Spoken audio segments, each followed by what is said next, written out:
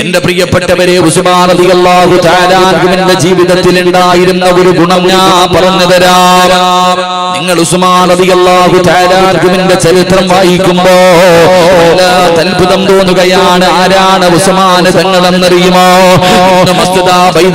മസ്ജിദുൽ നബവിയിലേക്ക് കടന്നു ചെന്നിട്ട് ആ ജന്നത്തുൽ ബഖീ എന്ന് പറയുന്ന ഖബർസ്ഥാനിലേക്ക് കടന്നു പോകുമല്ലോ. അല്ലാഹുവിന്റെ പ്രവാചകന്റെ പ്രിയപ്പെട്ട പൊന്നുമകളായ ഫാത്തിമ ബീവി റളിയല്ലാഹു തആല അൻഹാ, അല്ലാഹുവിന്റെ റസൂലിന്റെ ഭാര്യമാരും മക്കളും സ്വഹാബികളും കിടക്കുന്ന ജന്നത്തുൽ ബഖീ എന്ന് പറയുന്ന ഖബർസ്ഥാൻ ഉണ്ടല്ലോ. നമ്മൾ അല്ലാഹുവിനോട് ദുആ ചെയ്യും, അല്ലാഹ് ഒരാറടി മണ്ണ് അവിടെ തരണേ അല്ലാഹ്. നമ്മളിൽ പലരും ആഗ്രഹിച്ചു പോകുന്ന ജന്നത്തുൽ ബഖീ എന്ന് പറയുന്ന ഖബർസ്ഥാനിന്റെ മധ്യഭാഗത്ത് കിടന്നുറങ്ങുന്ന സ്വഹാബിയാണ് മഹാനായ സയ്യിദുനാ ഉസ്മാൻ ഇബ്നു അഫ്ഫാൻ റളിയല്ലാഹു തആല അൻഹു.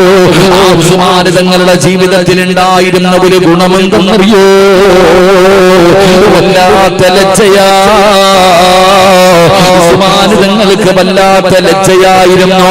ഉസ്മാൻ തങ്ങളെ പോലെ ലജ്ജയുള്ള ഒരു മനുഷ്യനും ഈ ദുനിയാവിലില്ല. കാരണം വല്ലാത്ത ലജ്ജയായിരുന്നു. അത് മനസ്സിലാക്കണമെങ്കിൽ അല്ലാഹുവിന്റെ പ്രവാചകൻ സല്ലല്ലാഹു അലൈഹി വസല്ലമ തങ്ങളുടെ മുന്നിലേക്ക് നിങ്ങൾ ഉസ്മാൻ തങ്ങളുടെ ചരിത്രം എടുത്ത് വായിച്ചു നോക്കൂ. ഉസ്മാൻ റളിയല്ലാഹു തആല അൻഹു അല്ലാഹുവിന്റെ ദീനിലേക്ക് നാലാമതായിട്ട് കടന്നു വന്നു. പ്രവാചകൻ സല്ലല്ലാഹു അലൈഹി വസല്ലമ തങ്ങളുടെ കയ്യിൽ പിടിച്ച് മുസാഫഹത്ത് ചെയ്തു. പടച്ചറപ്പേ, ഉസ്മാൻ തങ്ങൾ അല്ലാഹുവിന്റെ റസൂലിന്റെ കയ്യിൽ പിടിച്ച കൈയുണ്ടല്ലോ, അല്ലാഹുവിന്റെ പ്രവാചകൻ സല്ലല്ലാഹു അലൈഹി വസല്ലമ തങ്ങളുടെ കയ്യിൽ പിടിച്ച് മുസാഫഹത്ത് ചെയ്ത കൈയുണ്ടല്ലോ, ആ കൈ കൊണ്ട് മരിക്കുന്ന കാലം വരെ അല്ലാഹുവിന്റെ പ്രവാചകൻ സല്ലല്ലാഹു അലൈഹി വസല്ലമ തങ്ങളുടെ കയ്യിൽ പിടിച്ച കൈയുണ്ടല്ലോ, നബിയുടെ കൈ തൊട്ട കൈയുണ്ടല്ലോ, ആ കൈ കൊണ്ട് 82ാമത്തെ വയസ്സിലാണ് ഉസ്മാൻ തങ്ങൾ ഷഹീദാകുന്നത്. പടച്ചവനെ മരിക്കുന്ന കാലം വരെ ഉസ്മാൻ തങ്ങൾ തന്റെ കൈ കൊണ്ട് ഗുഹ്യഭാഗത്ത് തൊട്ടിട്ടില്ല. അല്ലാഹുവിന്റെ പ്രവാചകന്റെ കൈ തൊട്ട കൈയുണ്ടല്ലോ, ആ കൈ കൊണ്ട് മരിക്കുന്ന കാലം വരെ ഉസ്മാൻ തങ്ങൾ സ്വന്തം ഗുഹ്യഭാഗത്ത് പോലും തൊട്ടിട്ടില്ല. കാരണം അത്രയ്ക്ക് വല്ലാത്ത ലജ്ജയായിരുന്നു. എന്റെ പ്രിയപ്പെട്ടവർക്ക് ചരിത്രമറിയുമോ? ഉസ്മാൻ തങ്ങളുടെ ചരിത്രമറിയുമോ? ആരാധകയുടെ മടിത്തട്ടിൽ നിൽക്കുകയാണ്, ആയിഷാ ബീവിയുടെ മടിയിൽ കിടക്കുകയാ. അപ്പോഴാണ് വീടിന്റെ കവാടത്തിൽ സലാം കേൾക്കുന്നത്. ആരാ കടന്നു വരുന്നതെന്നറിയോ? മഹാനായ സയ്യിദുനാ അബൂബക്കർ സിദ്ദീഖ്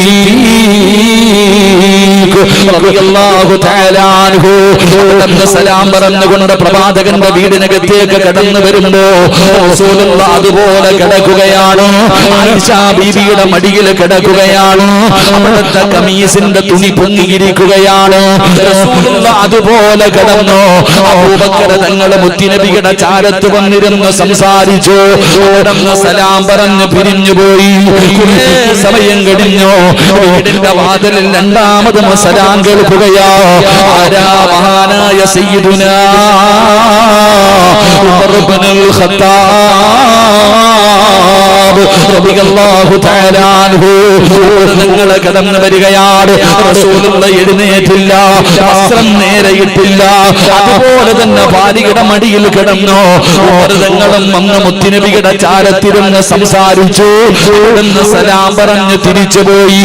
പക്ഷേ മൂന്നാമതും കവാടത്തിൽ സലാം കേൾക്കുകയാ. അല്ലാഹുവിന്റെ റസൂല് ചാടി എഴുന്നേൽക്കുകയാണ്.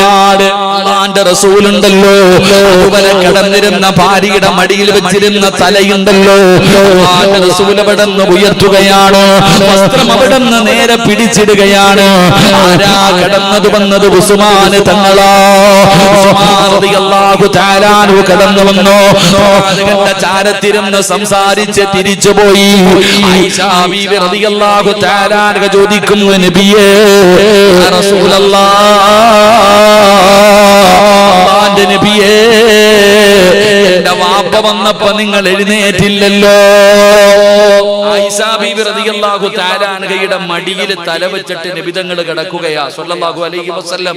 പ്രവാചകന്റെ കമീസ് ഒരൽപ്പം പൊങ്ങിയിരുന്നു, ഔറത്ത് വെളിവായിട്ടൊന്നുമില്ല. അപ്പൊ അബൂബക്കർ തങ്ങൾ വന്നപ്പോ മുത്തി നബി അതുപോലെ തന്നെ കിടന്നു. ആയിഷ ബീബി ചോദിച്ചു, എന്റെ ഉപ്പ വന്നപ്പോ നിങ്ങൾ എഴുന്നേറ്റില്ല, വസ്ത്രം നേരെ ഇട്ടില്ല. ഉമർ തങ്ങൾ വന്നു, അപ്പോഴും എഴുന്നേറ്റില്ല, വസ്ത്രം നേരെ ഇട്ടില്ല. ഈ ഉസ്മാൻ തങ്ങൾ വന്നപ്പോ എന്തിനാ എഴുന്നേറ്റേ? ഉസ്മാൻ റളിയല്ലാഹു തആല അൻഹു വന്നപ്പോൾ എന്തിനാ എഴുന്നേറ്റ്? നബി സല്ലല്ലാഹു അലൈഹി വസല്ലമ തങ്ങൾ പറഞ്ഞു, ഉസ്മാൻ വല്ലാത്ത ലജ്ജയാ, ഉസ്മാൻ അത് ഇഷ്ടപ്പെടുന്നില്ല എന്ന് നബിയിന റസൂലുള്ളാഹി. ഉസ്മാൻ വല്ലാത്ത ലജ്ജയാ, ലജ്ജയുള്ള സഹാബിയ ഉസ്മാൻ. ഉസ്മാന്റെ മുന്നിൽ അങ്ങനെ കടക്കാൻ എനിക്ക് മടിയാ. അല്ലാഹുവിന്റെ മലക്കുകൾ പോലും ലജ്ജിച്ച് തല താഴ്ത്തിയ സ്വഹാബിയാണ് മഹാനായ സയ്യിദുനാ ഉസ്മാൻ ബിൻ അഫ്ഫാൻ. ഉസ്മാൻ തങ്ങളുടെ ജീവിതം കണ്ടിട്ട് അല്ലാഹുവിന്റെ മലക്കുകൾ പോലും അത്ഭുതപ്പെട്ടു പോയി. എന്റെ പ്രിയപ്പെട്ട സഹോദരങ്ങൾ, അപ്പൊ ഉസ്മാൻ തങ്ങളുടെ ജീവിതത്തിൽ ഉണ്ടായിരുന്ന ഒരു വലിയ ഗുണമാണ് മഹാനവറുകൾക്ക് വല്ലാത്ത ലജ്ജയായിരുന്നു. നമുക്കില്ലാതെ പോയതും അത് തന്നെയാണ്. അള്ളാഹു നമുക്ക് ഹിമ നൽകുമാറാകട്ടെ. നമുക്കില്ലാത്ത ഒരു ഗുണമാണ് മഹാനവറുകൾക്ക് ഉണ്ടായിരുന്ന ഗുണം, ലജ്ജ. നമുക്ക് ലജ്ജ എന്ന് പറയുന്ന സാധനമേ നമുക്കില്ലല്ലോ.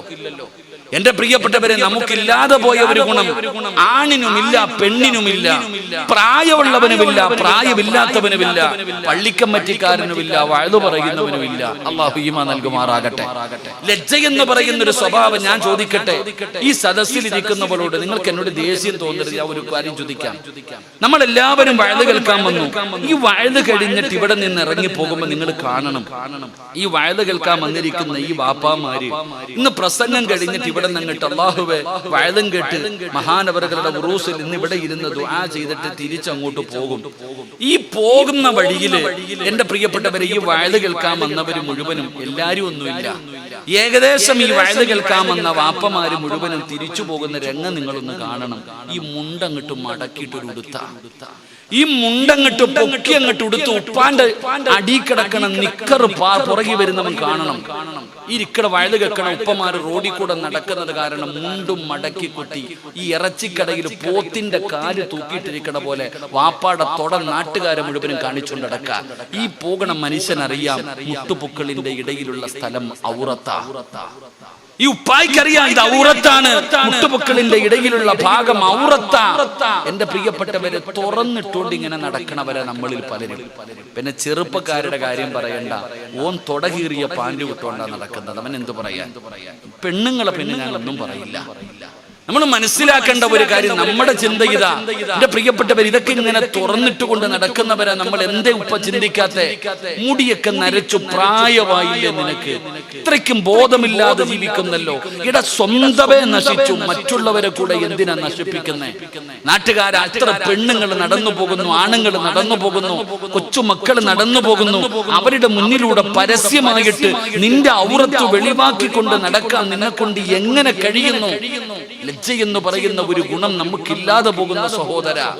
എന്റെ പ്രിയപ്പെട്ട സഹോദരങ്ങളോട്, സഹോദരിമാരോട്, ഇനി നിങ്ങൾ എല്ലാവരും ഔറത്ത് വെളിവാക്കാത്തവരാണെന്ന് ഞാൻ സമ്മതിക്കാം.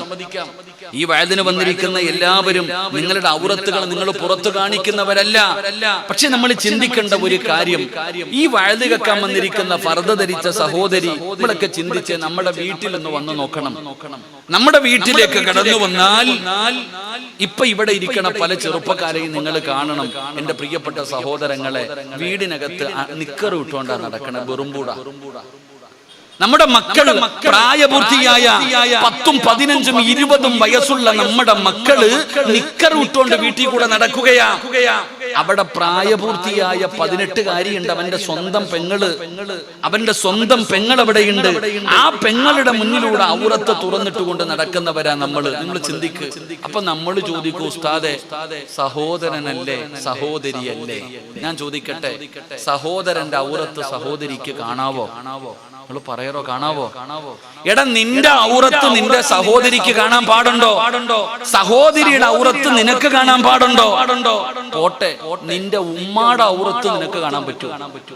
ഏറ്റവും കുറഞ്ഞത് ഞാൻ ചോദിക്കട്ടെ, നിന്റെ വാപ്പാടെ ഔറത്ത് നിന്റെ ഉമ്മയുടെ ഔറത്ത് മക്കൾക്ക് കാണാൻ പറ്റുമോ? അതിനെക്കുറിച്ച് നീ ചിന്തിക്കുന്നത് ഖുർആൻ ഓതാത്തെ? അള്ളാഹുവിന്റെ പരിശുദ്ധമായ ഖുർആൻ. ഉസ്താദേ, അവര് കൂടപ്പിറപ്പുകളല്ലേ, എന്താ കണ്ടോ? എന്നാ പിന്നെ ഒന്നുവിടാതെ നട കൂടപ്പിറപ്പാണെങ്കിൽ. അള്ളാഹുവിന്റെ വിശുദ്ധമായ ഖുർആൻ പറയുന്നു, 3 സമയങ്ങളിൽ മാതാപിതാക്കളുടെ ബെഡ്റൂമിന്റെ അകത്ത് മക്കള് കയറണമെങ്കിൽ അനുവാദം ചോദിക്കണം. ഏത് മക്കള്? 7 വയസ്സിന് താഴെ പ്രായമുള്ള മക്കൾ.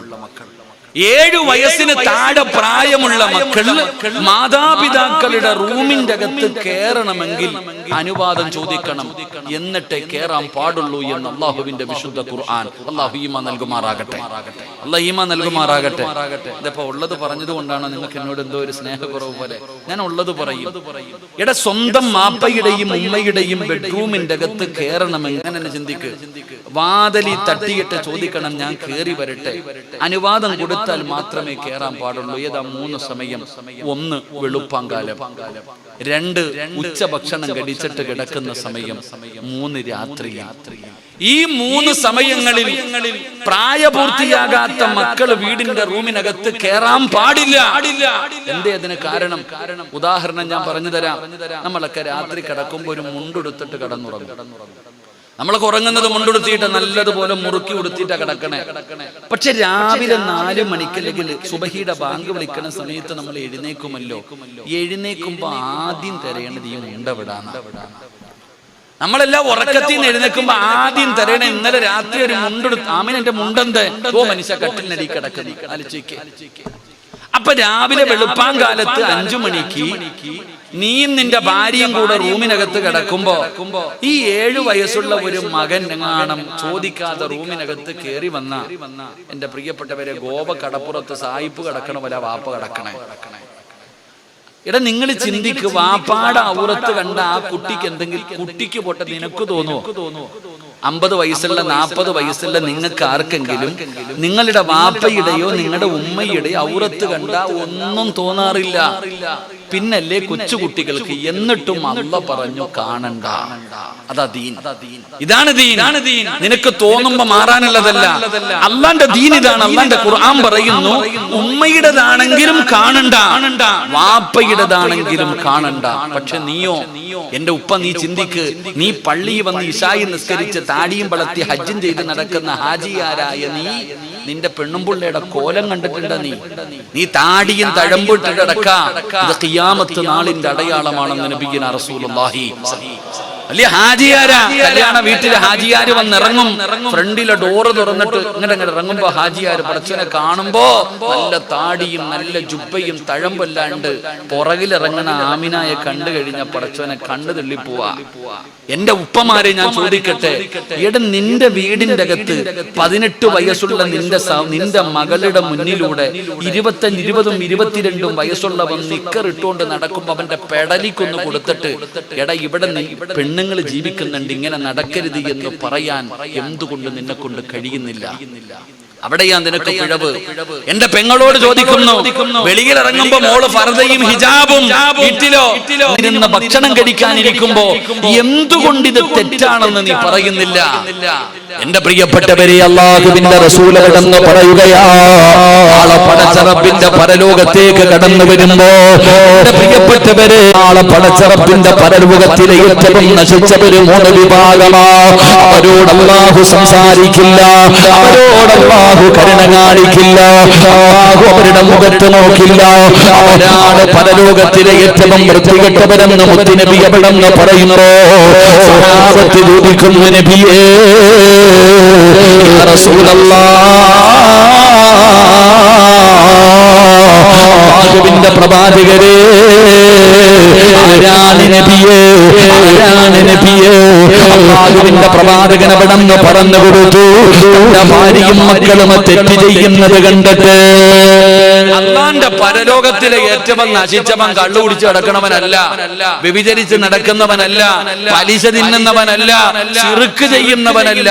ഈ സദസ്സിലിരിക്കുന്ന ചില വാപ്പമാരാ. അല്ലാഹു നമ്മളെ കാക്കുമാറാകട്ടെ. ഉറക്കപ്പറ, അല്ലാഹു നമ്മളെ കാക്കുമാറാകട്ടെ. പാപ്പാ, നിന്റെ ഭാര്യയും നിന്റെ മക്കളും തെറ്റ് ചെയ്യുന്നത് കണ്ടിട്ട് നീ അത് തിരുത്തിയില്ലെങ്കിൽ, നീ എത്ര ഹജ്ജ് ചെയ്തവനാണെങ്കിലും എത്ര നീ നല്ലവ ചെയ്യുന്നവനാണെങ്കിലും അല്ലാഹ് നിന്നെ വെറുതെ വിടത്തില്ല എന്ന് നബിയുനാ റസൂലുള്ളാഹി. പാടച്ചവൻ നിന്നെ പിടിക്കും പാപ്പ, അല്ലാഹ് നിന്നെ ഉരുക്കും. നാളെ അല്ലാഹു നാളെ നിന്നെ പരലോകത്ത് പിടിച്ചു നിർത്തിയിട്ട് റബ്ബ് നിന്നെ വിടൂല. നീ ഓർത്തോ. അല്ലാഹു നമുക്ക് ഈമാൻ നൽകി അനുഗ്രഹിക്കുമാറാകട്ടെ. അതുകൊണ്ടാണ് എന്റെ പ്രിയപ്പെട്ടവരെ മുത്തുനബി പറഞ്ഞു, ആ ഒരു വീട്ടിൽ അല്ലാഹു ബർക്കത്ത് ചെയ്യും. ഒരു വീട്ടിൽ അല്ലാഹു ബർക്കത്ത് ചെയ്യും. ഏത് വീട്ടില്? മക്കളെ നന്നാക്കാൻ ഒരു വടി വെട്ടി വെച്ചിട്ടുള്ള വീട്ടിൽ. തന്റെ മക്കളെ നന്നാക്കുന്നതിന് വേണ്ടി ഏത് വീട്ടിലാണോ ഒരു കമ്പ് സൂക്ഷിക്കുന്നത്, ആ വീട്ടുകാർക്ക് അല്ലാഹു ബർക്കത്ത് ചെയ്യട്ടെ എന്ന് നബി മുഹമ്മദ് മുസ്തഫ. നബി മുഹമ്മദ് മുസ്തഫ. ആരുടെയെങ്കിലും വീട്ടില് അങ്ങനെ ഒരു കമ്പുണ്ടോ? മക്കളെ നന്നാക്കാൻ വേണ്ടി, മക്കളെ തല്ലി നേരെയാക്കാൻ വേണ്ടി വീട്ടിലൊരു മടി വെട്ടി വെച്ചിട്ടുള്ള വാപ്പമാരൊക്കെ ഒന്ന് കൈപൊക്കിക്ക്. 1, 2, 3, 4, 5, 6 പേര്. അള്ളാഹു നിങ്ങൾക്ക് 7 പേർക്കും സ്വർഗം തരുമാറാകട്ടെ. ബാക്കിയുള്ളവർ ചിന്തിക്ക്. TV ഉണ്ടോ? കയ്യൊന്നും പൊക്കണ്ടാട്ടാ, നമ്മളെ ഇല്ല, അവരാരും കാണില്ല. എന്റെ പ്രിയപ്പെട്ട സഹോദരങ്ങളെ, സഹോദരിമാരെ, നമ്മൾ ചിന്തിക്കേണ്ടത് അവിടെയാ. പണ്ട് വീട്ടിലൊരു വടി ഉണ്ടാകും. നമ്മുടെ ശൈത്താൻ ഇളകുമ്പോ ആ വടിയായിരുന്നു നമ്മുടെ ശൈത്താൻ മാറ്റിയിരുന്നത്. നമുക്കിങ്ങനെ ഇളകാറുണ്ട് ചില സമയത്ത്. അപ്പൊ ഉമ്മ ഇങ്ങനെ ചോദിക്കും, സിറാജേ, അലമാരിയുടെ മുകളിൽ ഇരിക്കുന്നത് നോക്കടാ, ഒരു കാപ്പിക്കമ്പുണ്ടായിരുന്നു എന്റെ വീട്ടില്. അള്ളാഹുവിന്റെ ഉപ്പാടെ കബറിടം വിശാലാക്കി കൊടുക്കുമാറാകട്ടെ. എന്റെ പ്രിയപ്പെട്ടവരെ, നമ്മളെ ഒരു നന്നാക്കിയിരുന്നത് ഒരു വടിയാ. ഇന്നോ നമ്മൾ വടിവെട്ടി വെക്കൂല. കാരണം ആ വടി എടുത്തിട്ട് മക്കളെ നമ്മളെ തല്ലിക്കളയും. അതാ നമ്മുടെ അവസ്ഥ. നമുക്ക് പേടിയാ വടിവെട്ടി വെക്കാൻ. കാരണം ആ കമ്പെടുത്ത് മക്കളെ നമ്മളെ തല്ലും. എന്റെ പ്രിയപ്പെട്ട സഹോദരങ്ങളോട്, സഹോദരിമാരോട് പറയുകയാ, മഹാനായ ഉസ്മാൻ തങ്ങളുടെ ജീവിതത്തിൽ ഉണ്ടായിരുന്ന വല്ലാത്തൊരു ഗുണമായിരുന്നു വല്ലാത്ത ലജ്ജയുള്ള സഹാബിയാ. അതുകൊണ്ട് ചെറുപ്പക്കാരാ, നിങ്ങൾ എത്ര വഴുതു പറഞ്ഞാലും ഞാൻ എന്റെ ഫാഷൻ മാറ്റൂല. ഞാൻ ഇങ്ങനെ നടക്കൂ. ഇങ്ങനെ വേണമെങ്കിലും നടക്കാമടാ ചെറുപ്പക്കാരാ. എന്റെ പ്രിയപ്പെട്ട പെങ്ങള്, വഴുതു കഴിഞ്ഞിറങ്ങി പോകുമ്പോ തലയിലിട്ടിരിക്കുന്ന ഫർദയുണ്ടല്ലോ, തലയിലിട്ടിരിക്കുന്ന തുണിയെടുത്ത് കയ്യിൽ കറക്കി കൊണ്ട് വേണമെങ്കിൽ നിനക്ക് പോകാം. മോളെ, എങ്ങനെ വേണമെങ്കിലും നിനക്ക് ജീവിക്കാം. എന്റെ പ്രിയപ്പെട്ടവരെ, ഇന്ത്യ മഹാരാജ്യത്ത് എങ്ങനെ വേണമെങ്കിലും ജീവിക്കാമല്ലോ. ഏത് വസ്ത്രം വേണമെങ്കിലും ധരിക്കാമല്ലോ. സ്വമേധയാൽ രാജ്യങ്ങളല്ലേ, ഏത് വസ്ത്രം വേണമെങ്കിലും ധരിക്കാം, എങ്ങനെ വേണമെങ്കിലും നടക്കാം. ഇപ്പൊ കല്യാണം കഴിക്കുന്നതിന് മുമ്പ് നല്ല മനസ്സോടുകൂടി ഒരുത്തനെ പിടിച്ചിട്ട് ശാരീരികമായി ബന്ധപ്പെട്ട കേസ് പോലും ഇല്ലല്ലോ നമ്മുടെ രാജ്യത്ത്. എങ്ങനെ വേണമെങ്കിലും നടക്കാം, വേണമെങ്കിൽ ഉരിഞ്ഞിട്ടിട്ട് നടക്കാം, എങ്ങനെ വേണമെങ്കിലും നടക്കാം. നിങ്ങളൊക്കെ എത്ര വയലു പറഞ്ഞാലും ഞങ്ങൾക്കൊരു മാറ്റം ഉണ്ടാവില്ല ഉസ്താദേ. നിങ്ങൾ എത്ര വേണമെങ്കിലും പറഞ്ഞോ. എന്റെ പ്രിയപ്പെട്ട സഹോദരങ്ങളോട്, സഹോദരിമാരോട്, എന്റെ പ്രിയപ്പെട്ടവരെ, ലജ്ജയില്ലാതെ പോയില്ലേ? അതിന്റെ അവസ്ഥ വളരെ പരിതാപകരമാണ്. പത്രങ്ങളും മാധ്യമങ്ങളും വായിക്കുന്നവരല്ലോ. എന്റെ പ്രിയപ്പെട്ടവരെ, കണ്ടില്ലേ നമ്മുടെ പെൺമക്കളുടെ അവസ്ഥകള്? ബൈക്കിലൂടെ പോകുന്നത് കണ്ടു കഴിഞ്ഞാൽ വല്ലാത്തവർ അത്ഭുതം തോന്നുകയാണ്. റോഡിലൂടെ കയ്യിൽ പിടിച്ചുകൊണ്ട് നടക്കുന്നില്ലേ? ആണുങ്ങളുടെ മടിയിൽ കയറിയിരിക്കുന്ന പെണ്ണുങ്ങളില്ലേ? ബീച്ചുകളിൽ പോകാൻ കഴിയുന്നുണ്ടോ? പാർക്കുകളിൽ പോകാൻ കഴിയുന്നുണ്ടോ? ബസ്സുകളിലും ട്രെയിനുകളിലും സഞ്ചരിക്കാൻ കഴിയുന്നുണ്ടോ? കൊച്ചവനെ, എവിടെ പോയാലും നമ്മുടെ പെൺമക്കൾ കാണിക്കുന്ന കോലങ്ങൾ കാണുമ്പോ വല്ലാത്ത സങ്കടം തോന്നുകയാ. എന്റെ പ്രിയപ്പെട്ട പെങ്ങളോട് പറയുന്നു, മോളെ, എങ്ങനെ വേണമെങ്കിലും നിനക്ക് ജീവിക്കാം. അതിനുള്ള സ്വാതന്ത്ര്യം നിന്റെ രാജ്യത്തുണ്ട്. നീയൊന്ന് മനസ്സിലാക്കണം പെങ്ങള്. പ്രിയപ്പെട്ട പെങ്ങളോട് എനിക്കൊരു അപേക്ഷയേ ഉള്ളൂ. ഒരു കരുണ കാണിക്കണം മോളെ. എന്റെ കൂടെ കറങ്ങുമ്പോ, റോഡിലൂടെ കെട്ടിപ്പിടിച്ചുകൊണ്ട് നീ സഞ്ചരിക്കുമ്പോ, ഇതുപോലെയുള്ള കാര്യങ്ങൾ ചെയ്യുമ്പോ നീ ഒരേ ഒരു കാര്യമൊന്ന് ചെയ്യാൻ കഴിയുമോ? ഇട്ടിരിക്കുന്ന ഫർദയൊന്ന് ഊരി മാറ്റണേ പെങ്ങളെ. ഫർദ ധരിച്ചുകൊണ്ട് നീ ഇങ്ങനെ കാണിക്കരുത്. ഒരപേക്ഷ മാത്രമേ ഉള്ളൂ. ഉറങ്ങണോ, സുഖിക്കണോ, അടിച്ചു പൊളിക്കണോ, എന്ത് വേണമെങ്കിലും നീ ചെയ്തോ. പക്ഷേ നീ ധരിച്ചിരിക്കുന്ന ഫർദയ്ക്കൊരു വിലയുണ്ട്, അതിനൊരു സ്ഥാനമുണ്ട്, അതിനൊരു മഹത്വമുണ്ട്. ആര് ധരിച്ച ഫർദ എന്നറിയുവോ? ഖദീജ ബീവി ധരിച്ചതാ, ആയിഷ ബീവി ധരിച്ചതാ, ഫാത്തിമ ബീവി ധരിച്ചതാ, റാബിയത്തുൽ അദവിയ്യ ധരിച്ചതാ, നഫീസത്തുൽ മിസ്രിയ ധരിച്ചതാ. മുൻഗാമികളായ ഒരുപാട് മഹദിമാര് അവരൊക്കെ ധരിച്ചിരുന്ന ഫർദയാ. അല്ലാഹുവിന്റെ പ്രവാചകന്റെ കരളിന്റെ കഷ്ടമായ ഫാത്തിമ ബീവി ധരിച്ചതാണ്. അത് നീ മറന്നു പോകരുത്. ആരാണ് ഫാത്തിമയെന്ന് നിനക്കറിയോ? അല്ലാഹുവിന്റെ സ്വർഗത്തിലേക്ക് നീ കടന്നു പോകണമെങ്കിലോ ഫാത്തിമ ബീവിയുടെ പുറകിൽ നിന്നാലേ നിനക്ക് സ്വർഗത്തിലേക്ക് കടക്കാൻ പറ്റൂ. ആരാ ഫാത്തിമയെന്നറിയോ? മരിക്കുന്നതിന്റെ തലേ ദിവസം തന്റെ പ്രിയപ്പെട്ട ഭർത്താവിന്റെ കയ്യിൽ പിടിച്ചിട്ട് അവിടുന്ന് പറഞ്ഞു, അലിയേ, മരിച്ചു കഴിഞ്ഞാൽ എന്നെ പകല് കബറടക്കണ്ടേ, എന്നെ രാത്രിയിലെ കബറടക്കാവൂ, എന്നെ രാത്രിയിലെ കബറടക്കാവൂ. ആര് എന്നോട് ചോദിച്ചു, ഫാത്തിമ എന്തുകൊണ്ടാ പകല് കബറടക്കരുതെന്ന് പറയുന്നത്, രാത്രിയിലെ കബറടക്കാവൂ എന്ന് പറയാനുള്ള കാരണമെന്തോ? ആ സമയത്ത് അല്ലാഹുവിന്റെ പ്രവാചകന്റെ പൊന്നുമകൾ പറഞ്ഞ മറുപടി എന്തെന്നറിയുമോ? അലിയേ, ഞാൻ മരിച്ചു കഴിഞ്ഞാൽ എന്റെ കഫൻ പൊതിയുന്നത്, എന്റെ മയ്യത്ത് ചുമക്കുന്നത്, എന്റെ മയ്യത്ത് കബറിൽ ഇറക്കി വെക്കുന്നത് അന്യ പുരുഷന്മാരാകുമല്ലോ അലിയേ. എന്റെ ജനാസ ഇങ്ങനെ 3 കഷ്ടം വെള്ള തുണിയിൽ പൊതിഞ്ഞോ, എന്റെ മയ്യത്തിങ്ങനെ കൊണ്ടുപോകുമ്പോ, കബറിലിറക്കുമ്പോ അവരെന്റെ ശരീരത്തിന്റെ വടിവ് കാണുമല്ലോ. എനിക്കത് ഇഷ്ടമല്ല അലിയേ. മയ്യത്ത് കൊണ്ടുപോകുന്ന സമയത്ത് പോലും ഒരാളും എന്റെ ശരീരത്തിന്റെ വടിവ് കാണുന്നത് എനിക്ക് ഇഷ്ടമല്ല. അല്ലാഹുവിന്റെ റസൂലിന്റെ മകള് പറഞ്ഞതാ പെണ്ണ്, ഫാത്തിമ ബീവി ധരിച്ച ഫർദയാ പെങ്ങള്. കൊണ്ട് നീ സൂക്ഷിച്ചോ. എന്റെ പ്രിയപ്പെട്ടവരോട് പറയുകയാ, എന്ത് വേണമെങ്കിലും കാണിക്കാമല്ലോ, ഇങ്ങനെ വേണമെങ്കിലും ജീവിക്കാമല്ലോ, ഇങ്ങനെ വേണമെങ്കിലും ആസ്വദിക്കാമല്ലോ. പക്ഷേ ഒന്ന് മാത്രം നീ ഓർത്തു വെച്ചോ. എന്റെ പ്രിയപ്പെട്ട പെങ്ങളോട് പറയുകയാ, നടുറോഡിലൂടെ ചെറിയ പാൻറ്റുമിട്ടുകൊണ്ട് തുട കാണിച്ച് നടക്കുന്ന ചെറുപ്പക്കാരാ, വഴിഞ്ഞു പിരിഞ്ഞു പോകുമ്പോ മടക്കി കൊടുത്തിയിട്ട് ഔറത്ത് വെളിയിൽ കാണിച്ചുകൊണ്ട് നടക്കുന്ന വാപ്പാ, നിനക്കെങ്ങനെ വേണമെങ്കിലും നടക്കാം, നിനക്കെങ്ങനെ വേണമെങ്കിലും നടക്കാം. ഞാനൊന്നും പറയുന്നില്ല. പക്ഷേ നീ ഒരേ ഒരായത്ത് ഓർത്തു വെച്ചോ. ഞാൻ പറഞ്ഞതല്ല, അല്ല പറഞ്ഞതാ. അല്ലാഹുവിന്റെ പരിശുദ്ധമായ ഖുർആൻ പറയുന്ന ഒരായത്ത് ഞാൻ നിനക്ക് പറഞ്ഞു തരാ. എന്തു മറന്നാലും നീ ഇത് മാത്രം മറക്കരുത്. എന്ത് വേണമെങ്കിലും നീ മറന്നു കളഞ്ഞോ. ഈ ഒരായത്ത് നിന്റെ ഹൃദയത്തിന് നീ എഴുതി വെക്കണം. ഏതായത്തെന്നറിയുമോ?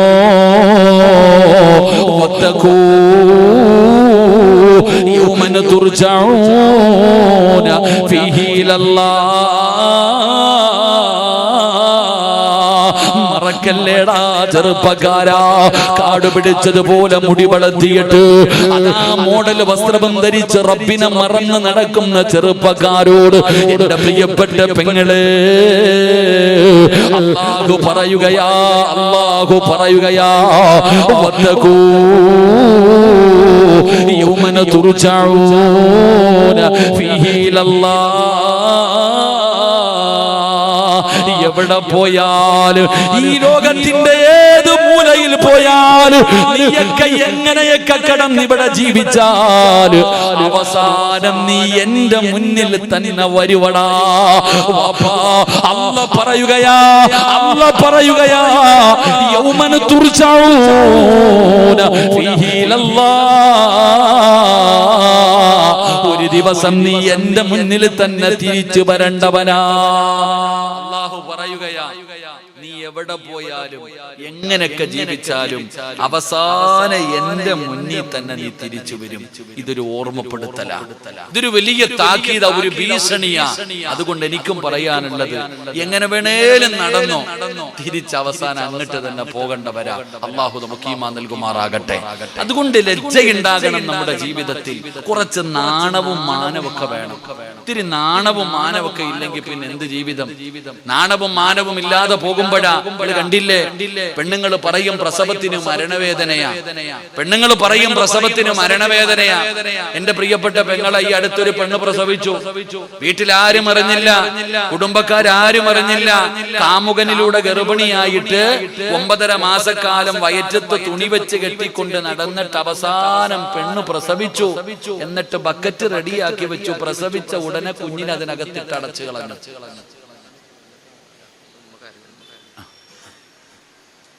ഷബീബ് എന്ന് പറയുന്ന ഒരു മോനെ കാണുന്നില്ല എന്ന് പറഞ്ഞിട്ട് ഉമ്മ കരയുന്നുണ്ട്. ഷബീബ് ഇവിടെ കാണണ്ടാ? ഷബീബിനെ കാണാനില്ല. ഉമ്മ എന്തിനാ പേടിക്കണം? ഓൻ ഇവിടെ വിടോ നടക്കുന്നുണ്ട്. എന്താടാ ഷബീബെ? ആരാ ഷബീബ്? നീയാണോ? അവന്റെ ഉമ്മ പേടിക്കണ്ട, 3-ാമത്തെ സഫിൽ ഇരിപ്പുണ്ട് വയത് വെക്കാൻ. ഷബീബിന്റെ ഉമ്മ കരയണ്ട, ഓനിവിടെ ഇരിക്കുന്നുണ്ട്. നിങ്ങളിരിട ചങ്ങായിമാരെ. അല്ലാഹു, നീ പഠിക്കണ്ട, നീ ഷബീബ്, നീ ഇരുന്നോ ചങ്ങായി, ഇരിടാ അവിടെ. ഉമ്മ കേട്ടിട്ടുണ്ട്, കുഴപ്പമൊന്നുമില്ല, ഓൻ ഇവിടെ ഇരിപ്പുണ്ട്. എന്തായാലും ഉമ്മയ്ക്ക് അവനെ കുറിച്ച് ഓർമ്മയുണ്ടായല്ലോ. അല്ലാഹു ആ പൊന്നുമോനെ സാലിഹാക്കി കൊടുക്കുമാറാകട്ടെ. എന്റെ പ്രിയപ്പെട്ട സഹോദരങ്ങളെ, കുറച്ച് നിങ്ങൾ കണ്ടില്ലേ, വെള്ളവും ബക്കറ്റും റെഡിയാക്കി വെച്ച് പ്രസവിച്ച ഉടനെ അതിനകത്ത് എടുത്തിട്ട് അടച്ചു. പ്രസവത്തിന് മരണവേദന എന്ന് ആമിന പറയണേ. കുറച്ചു നാള് മുമ്പ് ഒരാൾ യൂട്യൂബ് നോക്കിയിട്ട് പ്രസവിച്ച ഉടനെ പൊക്കിൾ കൂടി മുറിച്ചത് യൂട്യൂബിൽ നോക്കിയിട്ടാ. അപ്പൊ എന്താ നിങ്ങൾ ചിന്തിക്കും, ഒരു പെണ്ണ് ഗർഭിണിയായിട്ട് വീട്ടുകാർ പോലും അറിയുന്നില്ലെങ്കിൽ ആ ഉമ്മയും വാപ്പയും ആ മകളും തമ്മിലുള്ള ബന്ധത്തെ കുറിച്ചാണ് നമ്മൾ ആലോചിക്കണ്ടേ.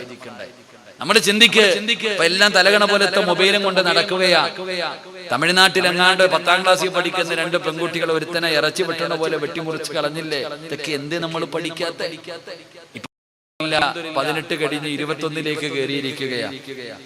18 വയസ്സ് കാമുകൻ എങ്ങനെയെങ്കിലും പെണ്ണിന്റെ അടുത്ത് പറഞ്ഞു കൊടുത്തു, 18 തികയുമ്പോ നീ ഇറങ്ങണം. കോടതിയിൽ പോകുമ്പോ ജഡ്ജി ചോദിക്കും, നിനക്ക് പ്രായപൂർത്തിയായിട്ടുണ്ട്, നിനക്ക് ആരുടെ കൂടെ പോകണം? കാമുകനെ വേണോ, മാതാപിതാക്കളോ വേണോ? എന്നെ വേണമെന്ന് പറഞ്ഞാൽ എന്റെ കൂടെ വിടും എന്ന് ക്ലാസ് കൊടുത്തിരുത്തിയതാ. ഇപ്പൊ ആകാശത്ത് നോക്കിയിട്ട് നക്ഷത്രം എണ്ണാൻ തുടങ്ങി. അല്ലാഹു ഈമാൻ നൽകുമാറാകട്ടെ. ഞാൻ പറഞ്ഞു വന്നത്, ഉസ്മാന് തങ്ങൾക്ക് വല്ലാത്ത ലജ്ജയുണ്ടായിരുന്നു. നബി സല്ലല്ലാഹു അലൈഹി വസല്ലമ തങ്ങളുടെ കയ്യിൽ തൊട്ടതിന് ശേഷം മരിക്കണ കാലം വരെ ഗുഹ്യഭാഗത്ത് തൊട്ടിട്ടില്ല. നമ്മളോ എന്റെ പ്രിയപ്പെട്ട സഹോദരിമാര് ചിന്തിക്കണം, കുളിക്കുമ്പോ വീട്ടിൽ ആരുമില്ല, റൂം പൂട്ടിയിട്ടിട്ട് കുഞ്ഞിനെയും കൊണ്ട് ബാത്റൂമിനകത്ത് കയറിയിട്ട് പെണ്ണുങ്ങൾ കുളിക്കുക, ഉമ്മാടെ ലൈവായി കണ്ടുകൊണ്ടിരിക്കുക മക്കള്. ഉടുതുണിയില്ലാതെ പാട്ടും പാടി കുളിക്കണവരോടാ ഞാൻ ഈ കഥ പറയുന്നത്. നമ്മൾ ചിരിക്കണ്ട, അള്ളാഹു ഈമാൻ നൽകുമാറാകട്ടെ. നമ്മളിൽ എത്ര പേർക്കാ കുളിക്കുമ്പോ ബാത്റൂമിനകത്ത് ഔറത്ത് മറച്ചിട്ട് കുളിക്കണ എത്ര പേരാ ഉള്ളേ? അവിടെ ഇങ്ങനെ പാട്ട ഉരിഞ്ഞങ്ങിട്ടിട്ടിട്ട് എന്തെല്ലാം പാട്ട് പാടിയിട്ട് നമ്മൾ കുളിക്കണേ. എന്റെ പ്രിയപ്പെട്ട സഹോദരങ്ങളെ, ലജ്ജ എന്ന് പറയുന്ന ഒരു ഗുണം നമ്മുടെ ജീവിതത്തിൽ ഉണ്ടാക്കിയെടുക്കണം. പാപ്പാ, നിന്റെ മകൻ നിന്റെ മകളുടെ മുന്നിലൂടെ ഔറത്ത് മറയ്ക്കാതെ നടന്നാൽ അവന്റെ ചെവിക്ക് പിടിച്ചിട്ട് അവനെ നന്നാക്കണം. നിന്റെ മകളോട് പറയണം. അതുപോലെ ഉമ്മയായ നീ നിന്റെ മക്കളുടെ മുന്നിൽ പോകുമ്പോ ഔറത്ത് തുറന്നിട്ട് ഉസ്താദിനെ കാണുമ്പോ തലമറയ്ക്കും. മക്കളുടെ മുന്നിൽ ഒന്നുമില്ല. ഉസ്താദിനെ കാണുമ്പോ, നാട്ടുകാരെ കാണുമ്പോ തലമറയ്ക്കും. എന്റെ മക്കളുടെ മുന്നിൽ എന്ത് സിബിടണ്ടേ? അല്ലെങ്കിൽ എന്ത് തലം മറക്കണ്ടേ? ചിന്തിക്ക് നീ. അള്ളാഹു നമുക്ക് ഈമാൻ നൽകി അനുഗ്രഹിക്കുമാറാകട്ടെ. അള്ളാഹു നമുക്ക് ലജ്ജ നൽകി അനുഗ്രഹിക്കുമാറാകട്ടെ. എന്റെ പ്രിയപ്പെട്ടവരെ, മഹാനായ സയ്യിദുനാ ഉസ്മാൻ ഇബ്നു അഫ്ഫാൻ റളിയല്ലാഹു തആല അൻഹുവിന് ഉണ്ടായിരുന്ന 2ാമത്തെ ഗുണം ദുന്നൂറൈൻ, 2 പ്രകാശത്തിന്റെ ഉടമ. ലോകത്ത് കടന്നു വന്ന 1,24,000-ൽ പരം വരുന്ന പ്രവാചകന്മാര്, ആ പ്രവാചകന്മാരുടെ പെൺമക്കളിൽ 2 പെൺമക്കളെ വിവാഹം കഴിക്കാൻ ഭാഗ്യം കിട്ടിയ ലോകത്തെ ഏക മനുഷ്യൻ മഹാനായ സയ്യിദുനാ ഉസ്മാൻ ഇബ്നു അഫ്ഫാൻ. ലോകത്ത് കടന്നു വന്ന 1,24,000-ൽ പരം വരുന്ന പ്രവാചകന്മാർ, ആ പ്രവാചകന്മാർക്ക് പെൺമക്കൾ ഉണ്ടായിരുന്നു.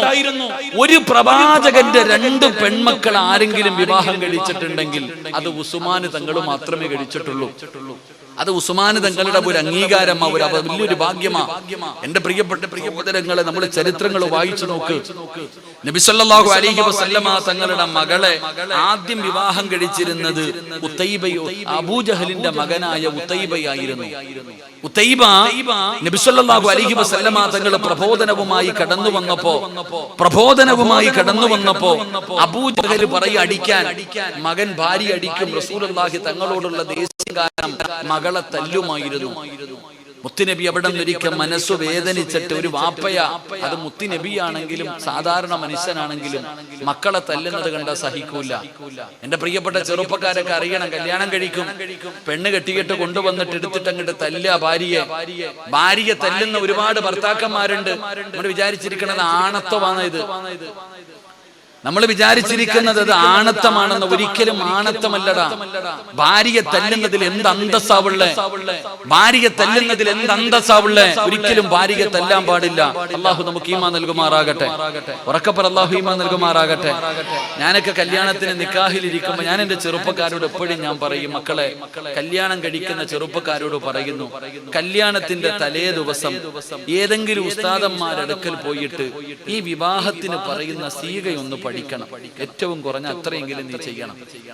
കല്യാണത്തിന്റെ വേളയിൽ ഉസ്താദ് പറഞ്ഞു കൊടുക്കും, മുസവ്വിജുക അലാമ അമറല്ലാഹു തആല ബിഹി മിൻ ഇംസാകിൻ ബിമഅറൂഫിൻ ഔ തസ്രീഹിൻ ബിഇഹ്സാൻ സവ്വജതുക വ അൻകഹത്. സത്യം പറഞ്ഞ ഇതൊക്കെ പറഞ്ഞു കൊടുക്കുമ്പോൾ ഈ പാവപ്പെട്ടവൻ ഇരുന്ന് കഷ്ടപ്പെടുന്നത് കാണുമ്പോൾ വലിയ സങ്കടമാണ്. ഓന് പറയാൻ തന്നെ അറിയില്ല, എന്താണ് ഈ പറയുന്നതെന്ന് പോലും നേരെ ചൊവ്വ പറയാൻ അറിയില്ല. എന്താ ഈ പറയണെന്നറിയോ?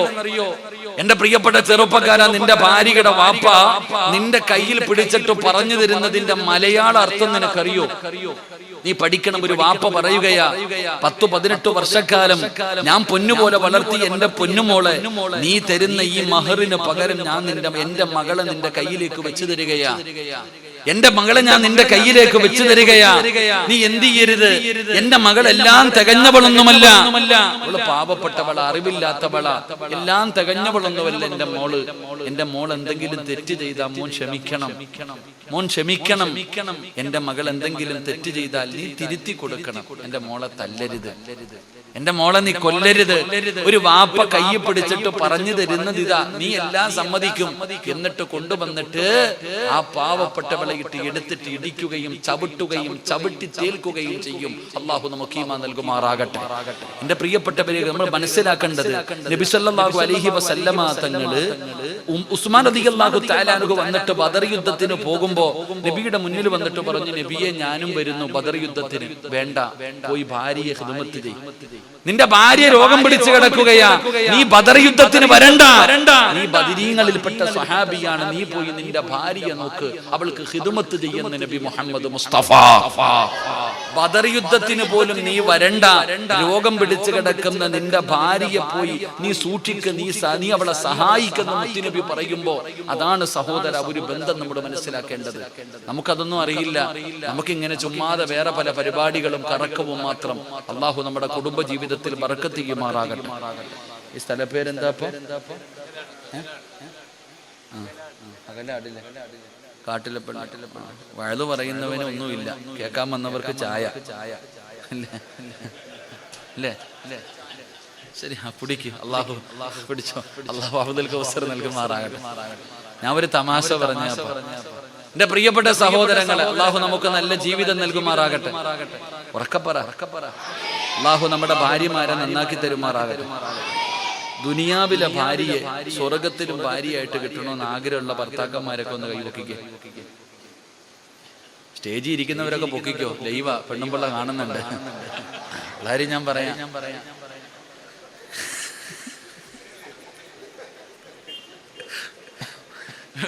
വീട്ടിൽ ചെല്ലുമ്പോ ചോദിക്കും, നിങ്ങളെന്താ കൈ പൊക്കാൻ ചെയ്ത്? പിന്നെ അവസാനം നിങ്ങളെ പൊക്കണ്ടു വരും. എടാ, പലരും ഇതിരിക്കണ ചിരിക്കുന്നുണ്ടെങ്കിലും പലരും കൈപൊക്കിയില്ല. കാരണം എന്തെന്നറിയോ? ഉസ്താദെ, ഇവിടെ തന്നെ സഹിക്കാൻ പറ്റണില്ല, ഇനി സ്വർഗത്തിലുണ്ടോ? ഇവിടെ സ്വർഗത്തിലുണ്ടെങ്കിൽ ഞാൻ അങ്ങോട്ടും പോണില്ല എന്ന് പറയുന്നവരാ നമ്മളിൽ അധികം പേര്. അള്ളാഹു നമുക്ക് നല്ല ജീവിതം നൽകുമാറാകട്ടെ. ഈ ചെറുപ്പക്കാരൊക്കെ ചോദിക്കുക, എന്തിനാ ഉസ്താദെ പെണ്ണ് കെട്ടണം അല്ലേ? എടാ, ഇപ്പൊ വേണമെങ്കിൽ രാത്രി 12 മണിക്ക് വീട്ടിൽ കയറി പോയാലും ചോദിക്കാൻ ആരുമില്ല, ഇല്ലേ? സുഖമായിട്ട് നടക്കാം. മറ്റേതിങ്ങനെ എവിടാ അങ്ങനെ ചോദിച്ചോണ്ടിരിക്കും. നമ്മളൊക്കെ ചോദിക്കുന്നത് നമ്മൾ വിചാരിക്കണം എന്തിനാ ഉസ്താദേ പെണ്ണ് കെട്ടണം? എടാ പെണ്ണ് കെട്ടണം എന്തിനാന്നറിയോ? പെണ്ണ് കെട്ടിയാ കിട്ടുന്ന പ്രതിഫലം എന്തെന്നറിയോ? അള്ളാന്റെ ഖുർആൻ പറയാ വിവാഹം കഴിച്ചാൽ സമാധാനം കിട്ടുമെന്ന് അള്ളാഹുവിന്റെ വിശുദ്ധ ഖുർആൻ. അള്ളാഹു ഈമാൻ നൽകുമാറാകട്ടെ. പെണ്ണ് കിട്ടിയ എന്ത് കിട്ടും? നിങ്ങൾ പറയടോ എന്ത് കിട്ടും? എന്റെ പൊന്നു സിറാജ്, ഞാൻ എന്നാണോ കല്യാണം കഴിച്ച അന്നത്തോടെ എന്റെ സമാധാനം പോയെന്ന് നമ്മൾ പറയാം. അള്ളാന്റെ ഖുർആൻ പറഞ്ഞത് വിവാഹം കഴിച്ചാൽ സമാധാനം കിട്ടുമെന്ന. നമ്മൾ കെട്ടിയതോടുകൂടി അത് പോയി. എന്തായാലും ഖുർആൻ പറയണത് തെറ്റാവൂലല്ലോ. എടാ, ഈ ലോകത്ത് കുടുംബ ജീവിതത്തിനെ പോലെ സുഖമുള്ള ഒന്നും ഈ ലോകത്ത് അല്ലാഹ് പടച്ചിട്ടില്ല. നിങ്ങൾ അത് മനസ്സിലാക്കുക. വിവാഹ ജീവിതത്തിൽ കിട്ടുന്ന ഒരു സന്തോഷം പോലെ ഒരു സന്തോഷവും ഈ ലോകത്തില്ല. അതിന് തെളിവ് ഞാൻ പറഞ്ഞു തരാം. നമ്മുടെയൊക്കെ ആഗ്രഹം എന്താ? സ്വർഗത്തിൽ പോകണം, ഇല്ലേ? പറ മനുഷ്യ, സ്വർഗത്തിൽ പോണ്ടേ? ജീവിത മുതുകൂടിയനെ ആഗ്രഹിക്കണം സ്വർഗത്തിൽ പോകണമെന്ന്. ഇവിടെ നമ്മുടെയൊക്കെ ജീവിതത്തിലെ ഏറ്റവും വലിയ ആഗ്രഹം സ്വർഗത്തിൽ പോകണമെന്ന്. എങ്കിൽ ആദം നബി അലൈഹിസ്സലാമിനെ അള്ളാഹു സ്വർഗത്തിലേക്ക് കയറ്റിവിട്ടു. ആദ്യ പിതാവായ ആദം നബി അലൈഹിസ്സലാം സ്വർഗത്തിലൂടെ ഇങ്ങനെ നടക്കുക. സ്വർഗത്തിന്റെ അവസ്ഥ അറിയാലോ. പടച്ചവനെ, അവിടെ എന്തെങ്കിലും കഷ്ടപ്പാടുണ്ടോ, രോഗമുണ്ടോ? ഒന്നുമില്ല. ആ സ്വർഗത്തിലൂടെ ആദം നബി അലൈഹിസ്സലാം ഇങ്ങനെ അടിച്ചു പൊളിച്ചു നടക്കുകയാ. സ്വർഗത്തിന്റെ അനുഗ്രഹങ്ങൾക്ക് നടുവിലൂടെ ആദം നബി ഇങ്ങനെ നടക്കുമ്പോ അല്ലാഹ് ചോദിച്ചു, എന്റെ ആദവേ നിനക്കൊരു സന്തോഷം ഇല്ലാത്ത? അള്ളാന്റെ സ്വർഗത്തിലൂടെ നടന്നു പോകുന്ന ആദം നബിയോട് എന്താ? അതിലുണ്ട് മുന്തിരി തോട്ടവും റുമ്മാനും രസമുള്ളതാ കദളിപ്പഴം തിന്നാനും താരാട്ടുപാടാന് തൊഴിമാർ പലരുണ്ട്, കൈമുട്ടുവാൻ ചില ദാസിമാർ വരവുണ്ട്. അവിടെ കള്ളിന്റെ ആറുണ്ടെന്ന്. കള്ള് ഇവിടെ കുടിക്കാതിരുന്ന അവിടെ പോയി ആറിനകത്തുനിന്ന് കോരി കുടിക്കാം. എന്റെ പ്രിയപ്പെട്ട സഹോദരങ്ങൾ, ആദം നബി സ്വർഗത്തിലൂടെ ഇങ്ങനെ നടക്കുമ്പോ അള്ളാഹു ചോദിച്ചു, എന്റെ ആദമേ നിനക്കൊരു സന്തോഷം ഇല്ലാത്ത? ആദം നബി പറഞ്ഞ മറുപടി എന്തെന്നറിയോ? ഒറ്റയ്ക്ക് നടന്നിട്ടൊരു സുഖമില്ല അല്ലാഹ്. എവിടെ വെച്ച്? സ്വർഗത്തിൽ വെച്ച്. സ്വർഗത്തിലെ സർവ്വ അനുഗ്രഹങ്ങൾ കിട്ടിയിട്ടും ആദം നബി പറഞ്ഞത് ഒറ്റയ്ക്ക് നടന്നിട്ടൊരു സുഖമില്ല അല്ലാഹ്. എന്തോ ഒരു കുറവുള്ളത് പോലെ. ഹവ്വാ റളിയല്ലാഹു തആല അൻഹുവിനെ കൊടുത്തപ്പോൾ ആദം നബി പറഞ്ഞത് ഇപ്പോഴാ റെഡിയായി എന്ന്. അള്ളാഹു നമുക്ക് ഈമാൻ നൽകുമാറാകട്ടെ. അതാ ജീവിതം, സ്വർഗത്തിനെക്കാളും വലുത്. അതാണ് കുടുംബ ജീവിതം. പക്ഷെ ജീവിക്കേണ്ടത് പോലെ ജീവിക്കണം. അതാ നിനക്ക് തോന്നണത് പോലെ ഈ സീരിയലും സിനിമയും കണ്ടിട്ട് സ്നേഹിക്കാൻ നിന്ന ഖിയാമത്ത് നാൾ വരെ നടക്കൂല. ഭർത്താക്കന്മാരായി നമ്മൾ മനസ്സിലാക്കേണ്ട ഒരു കാര്യം, നമ്മുടെ കുടുംബ ജീവിതത്തിൽ ഈ കല്യാണം കഴിക്കാൻ പോകുന്ന എല്ലാ ചെറുപ്പക്കാരുടെയും ഒരു ആഗ്രഹമാണ്, ഞാൻ വരച്ച വരയിൽ എന്റെ ഭാര്യ നിൽക്കണം. അല്ലേ? ഏകദേശമുള്ള ആണുങ്ങളുടെ എല്ലാവരുടെയും ഒരു ആഗ്രഹമാണ്, ഞാൻ വരച്ച വരയിൽ എന്റെ ഭാര്യ നിൽക്കണം. നീ കേറി നിൽക്കണതല്ലാതെ ഖിയാമത്ത് നാൾ വരെ നിന്റെ ആമന കേറി നിൽക്കൂല. അല്ലാഹു ഈമാൻ നൽകുമാറാകട്ടെ. നമ്മളെ കൊണ്ട് കഴിയില്ല സഹോദര, ഉറപ്പിച്ച് ഞാൻ പറയും. ഒരാണിനും തന്റെ ഭാര്യ വരച്ച വരയിൽ നിർത്താൻ പറ്റൂല. കാരണം വളഞ്ഞ എല്ലിൽ നിന്ന് അല്ലാഹ് പെണ്ണിനെ സൃഷ്ടിച്ചിരിക്കുന്നത്. വളഞ്ഞാലും ഒടിയും, മൂത്താലും ഒടിയും. അതാ രണ്ടിന്റെ ഇടയിൽ വളയ്ക്കുകയും വേണ്ട, ഒടിക്കുകയും വേണ്ട. ഇതിന്റെ രണ്ടിന്റെയും ഇടയിൽ നബി സല്ലല്ലാഹു അലൈഹി വസല്ലമ തങ്ങളും ആയിഷ ബീവിയും തമ്മിൽ വഴക്കൂടിയിട്ടില്ലേ? പിണങ്ങിയിട്ടില്ലേ? നിങ്ങൾ മനസ്സിലാക്ക്. ഉമർ തങ്ങള് രാജ്യം ഭരിച്ചുകൊണ്ടിരിക്കുമ്പോ പെണ്ണും പിള്ളയുടെ പീഡനം സഹിക്കാൻ പറ്റാതെ ഒരു ഭർത്താവ് ഖലീഫയോട് പരാതി പറയാൻ വരിക. ഖലീഫയോട് പരാതി പറയാൻ വേണ്ടി വരുമ്പോ ഉമർ തങ്ങളുടെ വീടിനകത്ത് ബദർ യുദ്ധം നടന്നുകൊണ്ടിരിക്കുക. ഭാര്യ എന്നെ പീഡിപ്പിക്കുന്നു എന്ന് പരാതി പറയാൻ ഖലീഫയുടെ വീട്ടിൽ വന്നപ്പോ അവിടെ പടപേടിച്ച് പന്തളത്ത് പോയപ്പോ പന്തം കുളത്തി പറയണ പോലെ ഖലീഫ ഉമർ തങ്ങളെ ഭാര്യ ഇങ്ങനെ വിറപ്പിച്ചോണ്ടിരിക്കുക. ഈ സാധു ഉണ്ടാതെ ഇറങ്ങിപ്പോയി. ഉമർ തങ്ങൾ വിളിച്ചിട്ട് വെച്ച്, എന്തേപ്പാ? ഒന്നുമില്ല, നിങ്ങൾ എന്തിനാ വന്നേ? പടച്ചവന്, ഞാൻ എന്റെ ഭാര്യയുടെ പരാതി പറയാമെന്ന്. ഇവിടെ വന്നപ്പോൾ അവസ്ഥ അതിനേക്കാളും വലുത്. ഇതാ കുടുംബ ജീവിതം. നബി സല്ലല്ലാഹു അലൈഹി വസല്ലം തങ്ങളും ആയിഷ ബീവിയും തമ്മിൽ വഴക്കുകൂടും, പിണങ്ങും. അങ്ങനെ ഉണ്ടായിട്ടുണ്ടല്ലോ. പാത്രമൊക്കെ എറിഞ്ഞു പൊട്ടിച്ചിട്ടുണ്ട് ആയിഷ ബീവി. നമ്മൾ മനസ്സിലാക്കേണ്ടതാ. പക്ഷെ പെണ്ണിനെ മനസ്സിലാക്കിയ വിഷയം തീർന്നു. ഒരു ഉദാഹരണം ഞാൻ പറയാം. നബി സല്ലല്ലാഹു അലൈഹി വസല്ലം തങ്ങൾ ഒരു ദിവസം വീട്ടിലേക്ക് കയറി ചെല്ലുക. യുദ്ധം കഴിഞ്ഞിട്ടാ വരണേ. യുദ്ധം കഴിഞ്ഞ് വീട്ടിലേക്ക് കയറി ചെല്ലുന്ന നബി സല്ലല്ലാഹു അലൈഹി വസല്ലം തങ്ങളോട് ഭാര്യ, നമ്മുടെ പെണ്ണുമ്പിള്ള എങ്ങാണ് അങ്ങനെ ചോദിച്ച പടച്ചവനെ നമ്മളെന്താ എവിടെങ്കിലും പോയി വെയിലും കൊണ്ടിട്ട് ഉച്ചയ്ക്ക് തളർന്ന് വീട്ടിലേക്ക് കയറി ചെല്ലുമ്പോ ഭാര്യ വീടിന്റെ വാതിലിൽ നിർത്തിയിട്ട് നിങ്ങൾക്ക് എന്നോട് സ്നേഹമുണ്ടോ, ആരോടാ സ്നേഹം എന്ന് ചോദിച്ചാ നമ്മൾ പറയണം മറുപടി നമുക്ക് തന്നെ അറിയാം. അള്ളാഹു പുറത്തേരുമാറാകട്ടെ. ആയിഷ ബീവി ചോദിച്ചു, ഭാര്യമാരിൽ ഏറ്റവും കൂടുതൽ ഇഷ്ടം ആരോടാ? നബി തങ്ങൾ പറഞ്ഞു, എനിക്ക് നിന്നോടാ ഇഷ്ടം, ഏറ്റവും ഇഷ്ടം നിന്നെയാ. അകത്തേക്ക് കയറി പിന്നെയും പിടിച്ചു. രണ്ടാമത്തെ ചോദ്യം, ലോകത്ത് ആണുങ്ങളിൽ വെച്ച് ഏറ്റവും കൂടുതൽ ഇഷ്ടം ആരോടാ? ലോകത്ത് ആണുങ്ങളിൽ വെച്ച് ഏറ്റവും കൂടുതൽ ഇഷ്ടം ആരോടാ? നിന്റെ വാപ്പാനോട്. നിന്റെ വാപ്പാനോട് കെട്ടിപ്പിടിച്ച് മുത്തം കൊടുത്തു ആയിഷ ബീവി. ഇതാ പെണ്ണ്. അവക്കൊരിക്കലും നിന്റെ വാപ്പായി നിന്റെ ഉമ്മായും പറ്റൂല. ഓളുടെ വാപ്പ ഉമ്മ തന്നെ. അതന്നെ ഓളെ വാപ്പ നിന്റെ ഉപ്പ നല്ല മനുഷ്യനാ, നിന്റെ വീട്ടിൽ കല്യാണത്തിന് പോകണം, ഒന്ന് പൊക്കിയാ മതി, തീർന്ന വിഷയം. ഭാര്യയുടെ കണ്ണ് നിറഞ്ഞ തീരണം പ്രശ്നം. എത്ര വൈരാഗ്യമാണെങ്കിലും നബി സല്ലല്ലാഹു അലൈഹി വസല്ലമ തങ്ങളും ആയിഷ ബീവിയും വഴക്കുകൂടി പിണങ്ങി. മിണ്ടുന്നില്ല രണ്ടുപേരും മിണ്ടുന്നില്ല.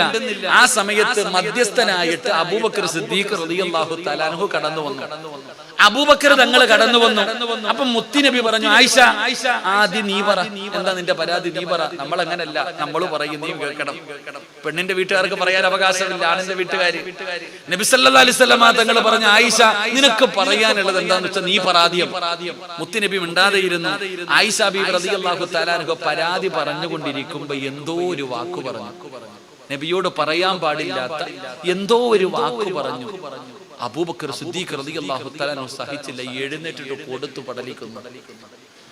അള്ളാന്റെ റസൂലിനെ എന്തോ ഒന്ന് പറഞ്ഞപ്പോ സഹിക്കാൻ പറ്റാതെ അബൂബക്കർ തങ്ങൾ വാപ്പയാ എഴുന്നേറ്റിട്ട് ആയിഷ ബീവിയുടെ മുഖത്തടിച്ചു. എന്റെ പ്രിയപ്പെട്ട സഹോദരങ്ങൾ, ആയിഷ ബീവിക്ക് സഹിച്ചില്ല. ഭർത്താവിന്റെ മുന്നിൽ വെച്ച് മധ്യസ്ഥ പറയാൻ വന്ന വാപ്പായി തല്ലി. ആയിഷ ബീവി കരയാൻ തുടങ്ങി.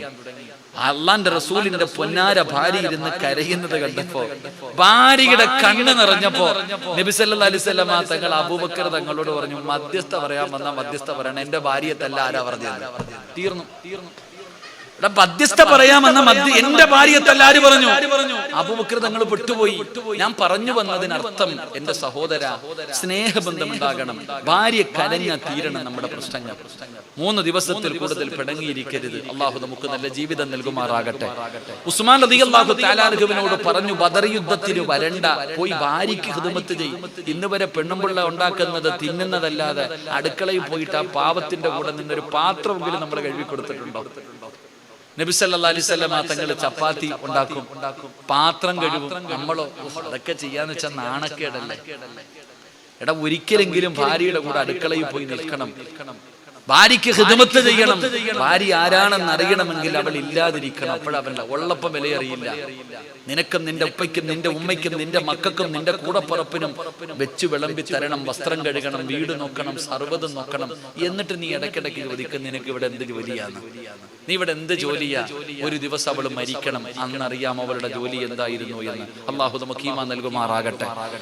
മഹാനായ ഉസ്മാന് തങ്ങളുടെ ഭാര്യ മരിച്ചു. ഉസ്മാന് തങ്ങളുടെ ഭാര്യ മരിച്ചു. നബി സല്ലല്ലാഹു അലൈഹി വസല്ലം തങ്ങൾ രണ്ടാമത്തെ മകളെയും കെട്ടിച്ചു കൊടുത്തു. രണ്ടാമത്തെ മകളെയും വിവാഹം കഴിച്ചു കൊടുത്തു. എന്നിട്ട് പറഞ്ഞെന്തെന്നറിയോ, ഇനി ഒന്നുകൂടെ ഉണ്ടായിരുന്നെങ്കിൽ നിനക്ക് തന്നെ ഞാൻ കെട്ടിച്ചു തരും. നമ്മൾ അങ്ങനല്ല. നമ്മളെന്ത് പറയും? ഒരു ഭാര്യ മരിച്ചു, രണ്ടാമത്തത് മരിച്ചാ പറയും പെണ്ണ് വാഴൂല്ല. നമ്മൾ പറയും എന്നെ കെട്ടിച്ചു കൊടുക്കൂല. നബി സല്ലല്ലാഹു അലൈഹി വസല്ലം തങ്ങൾ പറഞ്ഞു, ഇനി ഒരു മകള് കൂടെ ഉണ്ടായിരുന്നെങ്കിൽ നിനക്ക് തന്നെ ഞാൻ കെട്ടിച്ചു തരും ഉസ്മാനെ. കാരണം ഉസ്മാന് തങ്ങൾ അത്രയ്ക്കും യോഗ്യനായ സഹാബിയ. ഉസ്മാന് തങ്ങൾ അത്രയ്ക്കും യോഗ്യതയുണ്ടായിരുന്നു. അതുകൊണ്ടാണ് ദുന്നൂറൈൻ, 2 പ്രകാശത്തിന്റെ ഉടമയെന്ന മഹാനായ സയ്യിദുനാ ഉസ്മാൻ ഇബ്നു അഫ്ഫാൻ റളിയല്ലാഹു തആല അൻഹുവിന് ഉണ്ടായിരുന്ന ഒരു പേരായിരുന്നു. അതുകൊണ്ട് പ്രിയമുള്ളവരെ, ലോകത്ത് കടന്നു വന്ന പ്രവാചകന്മാരിൽ ആ പ്രവാചകന്മാരുടെ 2 പെൺമക്കളെ വിവാഹം കഴിക്കാൻ ഭാഗ്യം കിട്ടിയ ലോകത്തെ ഒരേ ഒരു മനുഷ്യനെ ഉള്ളൂ. മഹാനായ സയ്യിദുനാ ഉസ്മാൻ ഇബ്നു അഫ്ഫാൻ. റളിയല്ലാഹു തആല അൻഹു അച്ഛനെ ഉസ്മാൻ തങ്ങളുടെ ജീവിതത്തിൽ ഉണ്ടായിരുന്ന മൂന്നാമത്തെ ഗുണമെന്തെന്നറിയോ? അല്ലാഹുവിനെ വല്ലാത്ത പേടിയാ, അല്ലാഹുവിനെ വല്ലാത്ത പേടിയാ, പാപം ചെയ്യാൻ വല്ലാത്ത പേടിയായിരുന്നു ഉസ്മാൻ തങ്ങൾക്ക്. പടച്ചവനെ വല്ലാത്ത പേടിയായിരുന്നു. അതറിയണമെങ്കിൽ എന്റെ പ്രിയപ്പെട്ട സഹോദരാ, അല്ലാഹുവേ, ഉസ്മാൻ തങ്ങൾ ഖബറിനെ കുറിച്ച് പറയുന്നത് കേട്ടാൽ, ഖബർ കണ്ടാ ഉസ്മാൻ തങ്ങൾ കരയുമായിരുന്നു, ഉസ്മാൻ തങ്ങൾ കരയുമായിരുന്നു. ഖബർ കാണുമ്പോ വല്ലാതെ കരഞ്ഞ് കരഞ്ഞ് തളർന്നു വീഴുമായിരുന്നു. സ്വഹാബത്ത് ചോദിച്ചു, ഉസ്മാൻ തങ്ങള് നരകം പറയുമ്പോ ഇതുപോലെ കരയാറില്ലല്ലോ, മരണം പറയുമ്പോ ഇതുപോലെ കരയാറില്ലല്ലോ, പടച്ചവനെ മഹ്ശറയെ കുറിച്ച് പറയുമ്പോ, സിറാത്തിനെ കുറിച്ച് പറയുമ്പോ നിങ്ങൾ ഇതുപോലെ കരയാറില്ലല്ലോ, എന്തുകൊണ്ടാണ് നരകത്തെ കുറിച്ച് പറയുമ്പോ, എന്തുകൊണ്ടാണ് ഖബറിനെ കുറിച്ച് പറയുമ്പോ ഖബർ കാണുമ്പോ വല്ലാതെ കരയുന്നല്ലോ, എന്തുകൊണ്ടാണ് തങ്ങള്, എന്തുകൊണ്ടാണ് തങ്ങള്? ഉസ്മാൻ റളിയല്ലാഹു തആല അൻഹുവിനോട് ചോദിക്കുമ്പോ അവരെന്ന് പറഞ്ഞു കൊടുത്ത മറുപടി എന്തെന്നറിയുമോ? ചെറുപ്പക്കാരാ, ഖബറിനെ കുറിച്ച് വഅദ് പറയുന്നത് കേട്ടാലേ പേടിക്കണമടാ, കൈകാലുകൾ വിറയ്ക്കണം, നിന്റെ കണ്ണ് നിറയണം, ഖബർ കണ്ടാ കരയണം. ചെറുപ്പക്കാരാ, ഖബർ കണ്ടാ കരയണമടാ. അതുകൊണ്ടാണ് തടവ ഉസ്താദ് പറഞ്ഞത്, ഖബറെന്നു കേട്ടാൽ തൽക്ഷണം ഞെട്ടേണ്ടതാ, കണ്ടാലുടൻ വാ വിട്ടു നീ കരയേണ്ടതാ, മേടയ്ക്ക് പകരം മളമാ സുബ്ഹാനാ, റബ്ബിയതിൽ കിടക്കേണ്ടതാ സുമാന. ഇതൊക്കെ ചിന്തിച്ചു നീ കരയുക സോദരാ, എങ്കിൽ സുറൂറായി നീ കിടക്കും മറുകരാ. കരയണമടാ ചെറുപ്പക്കാരാ, ഖബർ കണ്ടാ കരയണമടോ. ഉസ്മാൻ തങ്ങളോട് ചോദിച്ചു, എന്തിനാ ഖബറിനെ കുറിച്ച് പറയുമ്പോ കരയുന്നല്ലോ, ഖബർ കാണുമ്പോ താടിരോമത്തിലൂടെ കണ്ണുനീരൊഴുകുന്നല്ലോ, അതിന്റെ കാരണം എന്തെന്ന് ചോദിക്കുമ്പോ ഉസ്മാൻ തങ്ങൾ പറഞ്ഞ മറുപടി എന്തെന്നറിയോ? അല്ലാഹുവേ, എന്തേ ചിന്തിക്കാത്തത്? അപ്പമാരോട് ചെറുപ്പക്കാരോട് മക്കളോട് ചോദിക്കുന്നു, എന്തേ ഖബറിനെ കുറിച്ച് ചിന്തിക്കാത്തത്? എന്റെ പ്രിയപ്പെട്ടവരെ, ഖബറിനെ കുറിച്ച് പറയുമ്പോ കരയുന്നതിന്റെ കാരണം എന്തെന്നറിയോ? ഖബറെ ഉസ്മാൻ തങ്ങൾ പറയുകയാ, ഉസ്മാൻ തങ്ങൾ പറയുകയാ, ഈ വഅദ് പറയുന്ന ഞാനുണ്ടല്ലോ, ദുനിയാവിൽ ജീവിക്കുമ്പോ എന്റെ മാതാപിതാക്കളുണ്ട്, കൂടപ്പറപ്പുണ്ട്, കുടുംബക്കാരുണ്ട്, എന്റെ ഭാര്യയുണ്ട്, എന്റെ മക്കളുണ്ട്, എന്റെ കൂട്ടുകാരുണ്ട്. പടച്ചവനെ, നാളെ മഹ്ശറയിലേക്ക് കടന്നു പോകുമ്പോ അവിടെയും എന്റെ കൂടെ നിങ്ങൾ എല്ലാവരും ഉണ്ടാകുമല്ലോ. സ്വർഗത്തിലാണെങ്കിലും ആളുണ്ടല്ലോ, നരകത്തിലാണെങ്കിലും ആളുണ്ടല്ലോ. പക്ഷേ നമ്മുടെ ജീവിതത്തിൽ നമ്മൾ ഒറ്റയ്ക്ക് പോയി കിടക്കുന്ന ഒരേ ഒരു സ്ഥലമേ ഉള്ളൂ.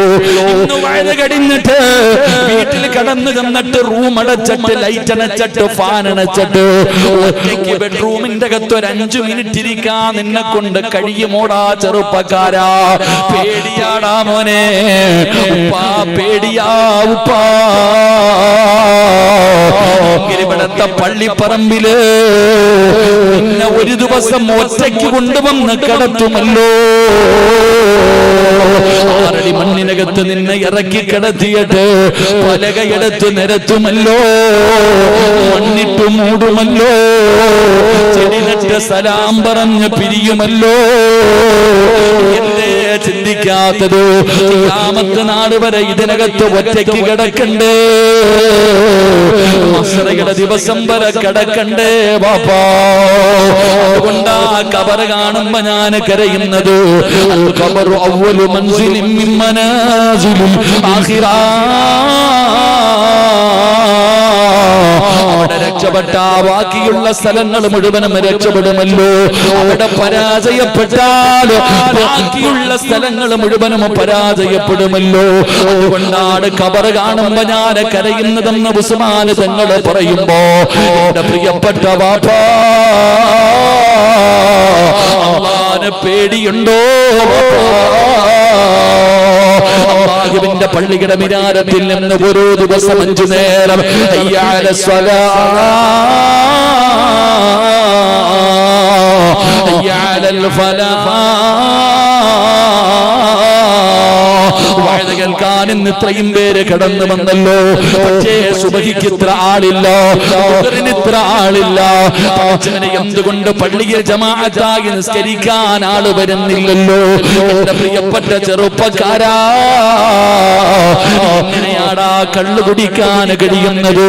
എങ്ങനെയാണ് മയക്കുമരുന്ന് ഉപയോഗിക്കാൻ കഴിയുന്നത്? എങ്ങനെയാണ് കഞ്ചാവടിക്കാൻ കഴിയുന്നത്? എന്റെ ചെറുപ്പക്കാരാ, അല്ലാഹുവിന്റെ റസൂൽ പറഞ്ഞല്ലോ, ഒരിക്കലും സ്വർഗ്ഗത്തിൽ കടക്കാത്ത വിഭാഗമാണ്. എന്റെ ചെറുപ്പക്കാരോട് പറയുകയാ, മോനെ നന്നാകണമെന്ന് ആഗ്രഹമുണ്ടോ? നിനക്ക് നന്നാകണമോടാ? നിന്റെ കഞ്ചാവടി മാറണോ? മയക്കുമരുന്ന് ഉപയോഗം മാറണോ? നിന്റെ സർവ്വ ദുസ്വഭാവങ്ങളും മാറണോ? 1 രൂപയുടെ ചെലവില്ലടാ ചെറുപ്പക്കാരാ. ഒരു ഡോക്ടറെയും നീ കാണാ പോകണ്ട. നിനക്ക് നന്നാകാനുള്ള ഒരു വഴി ഞാൻ പറഞ്ഞു തരാ. മഹാനായ നബി മുഹമ്മദ് മുസ്തഫ സല്ലല്ലാഹു അലൈഹി വസല്ലമ തങ്ങളുടെ മുന്നില് മഹാനായ സ്വഹാബി കടന്നു വരികയാ. അല്ലാഹുവിന്റെ പ്രവാചകന്റെ മുന്നിലേക്ക് അവിടുന്ന് കടന്നു വന്നിട്ട് ചോദിക്കുന്നു, നബിയേ, നന്നാവണം നബിയേ, നന്നാകണം നബിയേ. അല്ലാഹുവിന്റെ പ്രവാചകന്റെ മുന്നിൽ അവിടുന്ന് സ്വഹാബി വന്ന് ചോദിക്കുമ്പോ അല്ലാഹുവിന്റെ പ്രവാചകൻ അവിടുന്ന് നന്നാകാനുള്ള ഒരു വഴി പറഞ്ഞു കൊടുക്കുകയാണ്. നബി അവിടുന്ന് പറഞ്ഞു കൊടുത്തത് എന്തെന്നറിയോ? പള്ളിപ്പറമ്പിലെ ഖബർസാലിലേക്ക് പോകാനാ. നിന്റെ മയക്കുമരുന്ന് ഉപയോഗം മാറണോ? നിന്റെ സർവ്വ ദുസ്വഭാവങ്ങളും മാറണോ? ഇവിടത്തെ പള്ളിപ്പറമ്പിൽ നാളെ 10 മണിക്കൊന്ന് പോകടാ. എന്നെ പോലെ ഈ നാടിനെ വിറപ്പിച്ചുകൊണ്ട് നടന്ന ഒരുപാട് പേര് ഈ പള്ളിപ്പറമ്പിൽ 6 അടി മണ്ണിനകത്ത് കിടക്കുന്നുണ്ടടാ ചെറുപ്പക്കാരാ. അവനൊന്നും പറയാനില്ലേ? അവന്റെ അവസ്ഥ എന്താണെന്ന് നിനക്കറിയുമോ ചെറുപ്പക്കാരാ? അതുകൊണ്ട് എന്റെ പ്രിയപ്പെട്ടവരോട് പറയുകയാ, അല്ലാഹുവിനെ മറക്കല്ലേ, അല്ലാഹുവിനെ പേടിച്ച് ജീവിക്കണേ, അല്ലാഹുവിനെ മറന്നുകൊണ്ട് ജീവിക്കരുത്. എന്റെ പ്രിയപ്പെട്ടവരെ, കച്ചവടം നടത്തുന്നവരെ പോലെ പലിശ കച്ചവടം നടത്തുന്നവരുണ്ടല്ലോ, പൈസ വാങ്ങുന്നവരില്ലോ, പൈസ കൊടുക്കുന്നവരില്ലോ. പെട്ടെന്ന് പണക്കാരനാകാൻ പള്ളിയിൽ വന്ന് നിസ്കരിക്കുന്ന ബാപ്പയുടെ പോക്കറ്റിലും ലോട്ടറിയാ. വാങ്ങാൻ പാടില്ലാത്ത കാര്യമല്ലോ, ഹറാമല്ലേ ബാപ്പാ, ഹറാമല്ലേ ബാപ്പാ. എന്റെ ശബ്ദം കേൾക്കുന്ന പെങ്ങളോട് പറയുന്ന പെങ്ങള്, പൊന്നുമോളെ, ഹറാമ തിന്നല്ലേ, ഹറാമിനെ കൂട്ടി നിൽക്കല്ലേ. ഭർത്താവിന്റെ ദുസ്വഭാവങ്ങളെ മാറ്റേണ്ടത് നീയാ. അതുകൊണ്ട് ഹറാമുകളിൽ നിന്ന് വെടിഞ്ഞു മാറൂ. അല്ലാഹുവിനെ ഭയന്ന് ജീവിക്കൂ, അല്ലാഹുവിനെ പേടിച്ച് ജീവിക്കൂ. എന്റെ ചെറുപ്പക്കാരാ, അല്ലാഹു നിന്റെ ഹൃദയത്തിന്റെ അകത്തേക്ക് കടന്നു വരട്ടെ. തെറ്റ് ചെയ്യാൻ അവസരം കിട്ടുമ്പോ മെസ്സേജ് എഴുതാനും ചിത്രങ്ങൾ അയക്കുവാനും പഠിച്ചവരെ വീഡിയോ കോൾ വിളിക്കുവാനും നിന്റെ വീടിനകത്ത് വിളിച്ച് കയറ്റിയിട്ട് ആഗ്രഹങ്ങൾ സാധിപ്പിച്ചു തരാനും ഒരുപാട് ആണും പെണ്ണുമുണ്ട് മുസ്ലിമേ. അല്ലാഹുവിനെ മറക്കല്ലോ, അല്ലാഹുവിനെ മറക്കല്ലോ. ഇതാ ചെറുപ്പക്കാരാ, അല്ലാഹു തരാമെന്ന് പറഞ്ഞ പ്രതിഫലം എന്തെന്നറിയുമോ? വലിമൻ ഖാഫ മഖാമ റബ്ബിഹി ജന്നതാ. നിസ്കരിച്ചവനൊരു സ്വർഗമുണ്ട്, ഖുർആൻ പഠിച്ചവനൊരു സ്വർഗമുണ്ട്, ഹജ്ജ് ചെയ്തവന് സ്വർഗമുണ്ട്, നോമ്പ് പിടിക്കുന്നവന് സ്വർഗമുണ്ട്, സദഖ കൊടുക്കുന്നവന് സ്വർഗമുണ്ട്. എല്ലാവർക്കും ഒരേ ഒരു സ്വർഗമാ, എല്ലാവർക്കും ഒരേ ഒരു സ്വർഗമാ. പക്ഷേ അല്ലാഹു പറയുന്ന ഒരാൾക്ക് രണ്ട് സ്വർഗമുണ്ട്, ഒരാൾക്ക് രണ്ട് സ്വർഗമുണ്ട്. എന്റെ പ്രിയപ്പെട്ട ചെറുപ്പക്കാരാ, ആർക്കെന്നറിയോ? ഉമർ ഇബ്നുൽ ഖത്താബ് റളിയല്ലാഹു തആല അൻഹു രാജ്യം ഭരിക്കുമ്പോ ഒരു ചെറുപ്പക്കാരനെ വല്ലാത്ത ഇഷ്ടമോ, ഒരു ചെറുപ്പക്കാരനെ വല്ലാത്ത ഇഷ്ടമോ. നിങ്ങളൊരു ചെറുപ്പക്കാരനെ ഇഷ്ടപ്പെടണമെങ്കിൽ അതിനൊരു കാരണം വേണമല്ലോ. എന്തേ കാരണമെന്നറിയോ? അല്ലാഹുവിന്റെ പള്ളിയിൽ 5 നേരം ബാങ്ക് വിളിക്കുമ്പോ ഒന്നാമത്തെ സഫിൽ 5 പക്കത്തും വന്നിരിക്കുന്ന ഒരു ചെറുപ്പക്കാരനുണ്ട്. ഉമർ തങ്ങൾക്ക് പോലും അവനെ വല്ലാത്ത ഇഷ്ടമായിരുന്നു. എല്ലാ ദിവസവും പള്ളിയിലേക്ക് നടന്നു വരുമ്പോ വരുന്ന വഴിയിലൊരു സുന്ദരിയായ പെണ്ണുണ്ടായിരുന്നു. ആ പെണ്ണിന് ഈ ചെറുപ്പക്കാരനോട് വല്ലാത്ത പ്രണയമായിരുന്നു. പക്ഷേ അല്ലാഹുവിനെ വല്ലാത്ത പേടിയാ. ഒരു ദിവസം ഇശാ നമസ്കാരം കഴിഞ്ഞു, പള്ളിയിൽ നിന്ന് തന്റെ വീട്ടിലേക്ക് ഒറ്റയ്ക്ക് ഇങ്ങനെ നടന്നു പോകുമ്പോ ഈ സുന്ദരിയായ പെണ്ണ് വന്ന് വിളിച്ചു നിൽക്കുകയാ. മരത്തിന്റെ ചുവട്ടിൽ ഒളിച്ചു നിന്നിട്ട് ചെറുപ്പക്കാര പള്ളിയിൽ നിന്ന് ഒറ്റയ്ക്ക് ഇങ്ങനെ നടന്നു വരുമ്പോ ഓടിച്ചെന്ന് കെട്ടിപ്പിടിക്കുകയാ, ഓടിച്ചെന്ന് കെട്ടിപ്പിടിക്കുകയാ, അവിടുന്ന് ചുംബനം കൊടുക്കുകയാ. തന്റെ മാറിടത്തിലേക്ക് പിടിച്ചു കിടത്തിയിട്ട് അവിടുന്ന് പറയുന്നു, ചെറുപ്പക്കാരാ, എനിക്ക് നിന്നോട് വല്ലാത്ത ഇഷ്ടമാ, എനിക്ക് വല്ലാത്ത സ്നേഹമാ, എന്റെ ആഗ്രഹമൊന്ന് സാധിച്ചു തരുവോ എന്ന് പറഞ്ഞുകൊണ്ട് തന്റെ മാറിടത്തിലേക്ക് തല പിടിച്ച് താഴ്ത്തിപ്പിച്ചിട്ട് ഈ ചെറുപ്പക്കാരനോട് ആ പെണ്ണ് കിടന്നിട്ട് അവിടുന്ന് യാചിക്കുമ്പോ ചെറുപ്പക്കാരെ കരയുകയാ. അവിടുത്തെ കണ്ടടങ്ങൾ നിറഞ്ഞു ഒഴുകുകയാണ്, കൈകാലുകൾ വിറയ്ക്കുകയാണ്. എന്തിനെന്നറിയോ? അല്ലാഹുവേ, വ്യഭിചരിച്ചല്ലോ, ഞാൻ വ്യഭിചരിച്ചല്ലോ, എന്റെ ശരീരത്തിലൊരു പെണ്ണ് തൊട്ടല്ലോ, ഞാൻ നരകത്തിന്റെ അവകാശിയായി പോയല്ലോ. നിലവിളിച്ച് കരയുകയാ. ബോധം കെട്ട് താഴെ വീണു. പെണ്ണവിടന്ന് ഓടി രക്ഷപ്പെടുകയാണ്. ബോധമില്ലാതെ വഴിയിൽ കിടക്കുന്ന ചെറുപ്പക്കാരന് ആരോ വഴിയാത്രക്കാര് അവിടുന്ന് എടുത്തുകൊണ്ട് വീട്ടിലേക്ക് കൊണ്ടുപോയി. അവിടുന്ന് ബോധം തിരിച്ചു വന്നപ്പോ വീടിനകത്ത് കിടന്ന് കരയുകയാണ്. വാപ്പ ചോദിച്ചു, എന്തിനാ മോനെ കരയുന്നത്? ദുനിയാവും ആഖിറവും പോയി വാപ്പാ, ഞാൻ നരകത്തിന്റെ അവകാശിയായി പോയി. ഒരു പെണ്ണെന്നെ കേറി പിടിച്ചു വാപ്പാ, എന്റെ ശരീരത്തിൽ തൊട്ടു വാപ്പാ, ഞാനിനി നരകത്തിലാണല്ലോ. വീടിനകത്ത് കിടന്ന് കരയുമ്പോ വാപ്പ പറഞ്ഞു കൊടുത്ത്, എന്റെ പൊന്നുമകനൊന്നും ചെയ്തില്ലല്ലോ, അവൾ ഇങ്ങോട്ട് വന്ന് പിടിച്ചതാണല്ലോ. എന്റെ പൊന്നുമോൻ അല്ലാഹുവിനെ പേടിച്ച് നടക്കുന്നവനാണല്ലോ. എന്റെ പൊന്നുമോൻ അല്ലാഹു നരകത്തിലിടൂല. എന്തു പറഞ്ഞിട്ടും അവൻ കേൾക്കുന്നില്ല. വീടിന്റെ അകത്ത് കിടന്ന് ശ്വാസം ഇങ്ങനെ നിലയ്ക്കുന്ന രീതിയിൽ വീടിനകത്ത് കിടന്ന് കരയുമ്പോ അവിടെന്ന് പറഞ്ഞു, വാപ്പാ, ഉമർ തങ്ങളോട് പോയിട്ട് മസല ചോദിക്ക്, ഞാൻ നരകത്തിന്റെ അവകാശിയാണോ, ഞാൻ തെറ്റുകാരനാണോ? വാപ്പ ഓടുകയാണ്. ഉമർ തങ്ങളുടെ ചാരത്ത് ചെന്നു.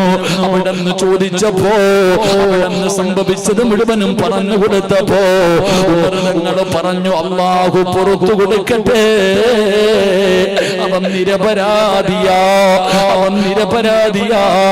വാപ്പ തന്റെ മകനോട് പറയാൻ ഉമർ തങ്ങളുടെ ചാരത്ത് നിന്ന് വീട്ടിലേക്ക് വരുമ്പോ സുബ്ഹാനല്ലാഹ്, കര കരഞ്ഞു കരഞ്ഞു മരിച്ചു കിടക്കുന്ന മകനെ കാണുകയാ. തെറ്റ് ചെയ്തില്ലടാ ചെറുപ്പക്കാരാ, എന്നിട്ടും തെറ്റുകാരനായി പോയല്ലോ. എന്റെ ശരീരത്തിലൊരു പെണ്ണ് തൊട്ടല്ലോ എന്ന് ഓർത്തുപോർത്ത് കരഞ്ഞ് കരഞ്ഞ് നെഞ്ചു പൊട്ടിയിട്ട് ആ ചെറുപ്പക്കാരൻ അവിടുന്ന് മരിച്ചു പോവുകയാണ്. ഈ ചെറുപ്പക്കാരന്റെ ജനാസ ഖബറിലിറക്കി വെച്ചിട്ട് ഉമർ തങ്ങൾ പറഞ്ഞത് എന്തെന്നറിയോ? മോനെ, വലിമൻ ഖാഫ മഖാമ റബ്ബിഹി ജന്നതാൻ. രണ്ട് സ്വർഗമാ ചെറുപ്പക്കാരാ, രണ്ട് സ്വർഗമാടാ. കള്ള് തന്നിട്ട് പറയും പൈസ വേണ്ട കുടിക്കടാ. ഇന്നി അഖാഫുല്ലാഹ്, പേടിയാ. കഞ്ചാവ് തന്നാലും മയക്കുമരുന്ന് തന്നാലും ഒരു പെണ്ണ് വിളിച്ചിട്ട് പറയുന്നു ആരുമില്ല, വാ നമുക്ക് സുഖിക്കാം. പേടിയാടി എനിക്ക് റബ്ബിനെ, എനിക്ക് അല്ലാഹുവിനെ പേടിയാ. പറയാൻ കഴിയണം ചെറുപ്പക്കാരാ. എന്റെ പ്രിയപ്പെട്ട പെങ്ങളെ, യൂസുഫ് നബിയുടെയും സുലൈഖയുടെയും കഥ കേൾക്കാൻ ഇഷ്ടപ്പെടുന്ന പെങ്ങളല്ലേ? സുലൈഖ ബീവിയുടെയും യൂസുഫ് നബിയുടെയും കഥ കേൾക്കുന്നവരല്ലേ? യൂസുഫ് നബി അലൈഹിസ്സലാമിനെ തന്റെ കൊട്ടാരത്തിന്റെ മണിയറക്കകത്ത് വിളിച്ചു കയറ്റിയിട്ട് സുലൈഖ ബീവി റളിയല്ലാഹു തആല യൂസുഫ് നബിയെ തന്റെ ശരീരത്തിലേക്ക് ചേർത്ത് പിടിച്ചിട്ട് പറഞ്ഞു, യൂസുഫേ, എനിക്ക് നിന്നെ വല്ലാത്ത ഇഷ്ടമാടാ യൂസുഫേ, എന്തൊരു സൗന്ദര്യമാടാ യൂസുഫേ, എന്റെ ആഗ്രഹം ഒന്ന് സാധിച്ചു താടാ യൂസുഫേ. യൂസുഫ് നബി അലൈഹിസ്സലാമിനോട് സുലൈഖ എന്ന് പറയുന്ന രാജകുമാരി ഇവിടെ നിന്ന് പറയുമ്പോ യൂസുഫ് നബി പറഞ്ഞത്